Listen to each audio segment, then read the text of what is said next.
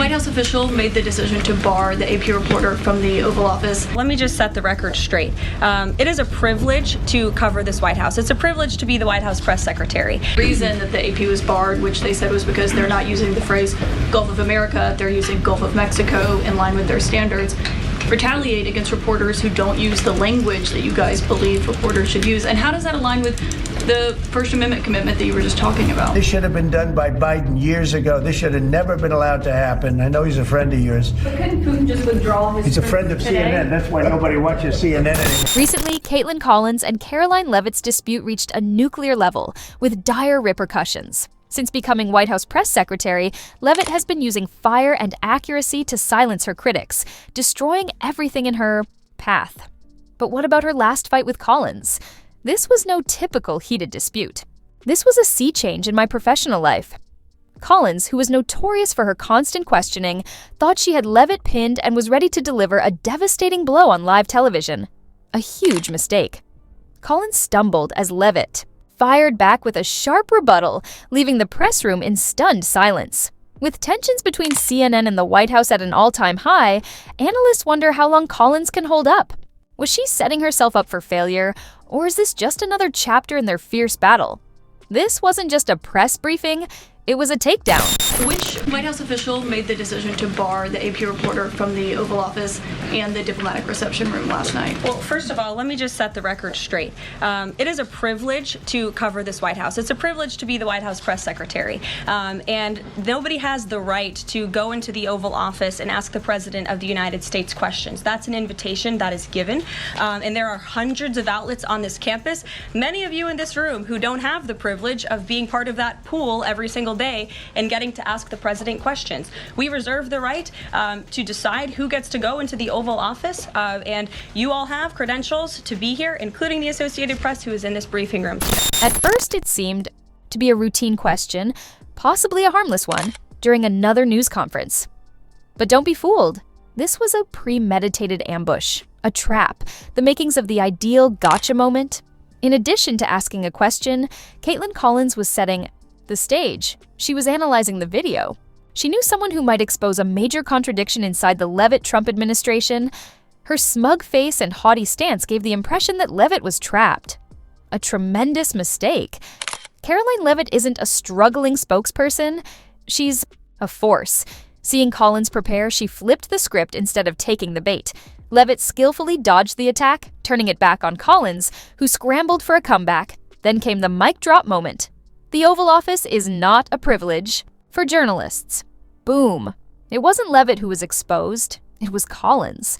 A masterclass in control, dominance, and power. And so the question here is this setting a precedent that this White House will retaliate against reporters who don't use the language that you guys believe reporters should use? And how does that align with the First Amendment commitment that you were just talking about? I was very upfront in my briefing on day one that if we feel that there are lies being pushed by outlets in this room, we are going to hold those lies accountable. And it is a fact that the body of water off the coast of Louisiana is called the Gulf of America. And I'm not sure why news outlets don't want to call it that, but that is what it is. Collins set a trap, using the AP's exclusion from the Oval Office to paint Trump as a hypocrite on free speech. Classic media spin. But Karoline Leavitt saw it coming. With a calm yet brutal takedown, she held the media accountable, stating, "Press freedom does not equate to immunity from consequences. If outlets spread misinformation, they don't get automatic White House access." Collins' expose backfired spectacularly. But did she learn? Of course not. Now she's up against Trump, and this battle is far more important. Mr. President, you won the White House in part because of high inflation. If your tariffs make prices go up... Excuse me, we haven't asked you to speak yet, please. Right? Kaitlan Collins was not shut down as a consequence of her boldness. She was shut down because of her obvious rudeness. Trump, who now holds this position, sets the rules. If he doesn't call on you, you don't take over the situation. It's that simple. But instead of following the same basic protocol as the other journalists, Collins tried to force her way in. Trump was not silencing the press. He was maintaining order and ensuring that everyone had a chance to ask questions. The right decision? Wait for her turn like a professional. Instead, Collins had a classic CNN tantrum because she was desperate for attention. And Trump? He wasn't done with her yet. When answering a question about Mitch McConnell, Trump took another jab at her, reminding everyone who is really in charge. RFK Jr. as the next health secretary, citing conspiracy theories. What's your reaction to that? Well, I feel sorry for Mitch. And I was one of the people that he wanted to go to the end and he wanted to stay leader. He's not equipped mentally. He wasn't equipped 10 years ago mentally, in my opinion. He'd let the Republican Party go to hell. If I didn't come along, the Republican Party wouldn't even exist right now. Mitch McConnell never really had it. He had an ability to raise money because of his position as leader, which anybody could do. You could do it even, and that's saying a lot. Trump's sharp rebuke hit Kaitlan Collins hard. After a few scathing comments, she scrambled for a response, but nothing came. Then, the final blow. You are just as competent as Mitch McConnell. The room went cold. Collins thought she could control the conversation, but was publicly demolished. This wasn't just a remark, it was a calculated hit that exposed her bias and shattered her defenses. Trump shut her down and reminded everyone who's in charge. Her stunned silence said it all. But Trump? He was just getting started. This should have been done by Biden years ago. This should have never been allowed to happen. I know he's a friend of yours. But couldn't Putin just withdraw his He's a friend of today? CNN. That's why nobody watches CNN anymore, because they have no credibility. CNN and Trump have a long history of clashes, and he's a master at exposing their bias. Remember Jim Acosta? His grandstanding ended with Trump revoking his credentials. Now, Kaitlan Collins is repeating the same. Failed tactics. Same network, same strategy, same humiliation. CNN hunts for a gotcha moment, but Trump plays to win, and he usually does. When they went to the Capitol and they were breaking into the Capitol, smashing windows, injuring police officers, why did it take you 3 hours to tell them to go home? I don't believe it did. Oh, let me pull it out. I have to pull it out.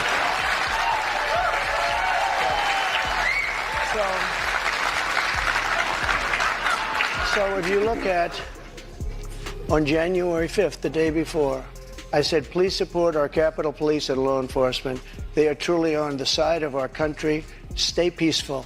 Stay peaceful. This was the day before, and this was in the form of Twitter. Now use Truth Social. I think it's far superior. Okay. In this exchange, Trump did more than just respond. He asserted his power. Strong and uncompromising, he shut down Collins' weak attempts to steer the narrative.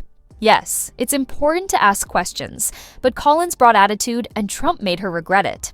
The real leader remained in control while she faltered. I've learned my lesson. If you want to challenge Trump, you'd better have more than just media spin because he will always be ready. I hope everybody's on Truth. If you look January 6th, this is before 2:30. I am asking for everyone at the U.S. Capitol to remain peaceful. This is right after as it was happening. But what happened is they took it down. I don't know why. I think they took it down because it was so good. They didn't like it being up there. I am asking, and we didn't know until I got it back, because now I have 90 million people waiting for me to go back, but I'm on Truth and I'm staying on Truth. Listen, I am asking for everyone at the U.S. Capitol to remain peaceful. No violation. We want no violation. We want no violence.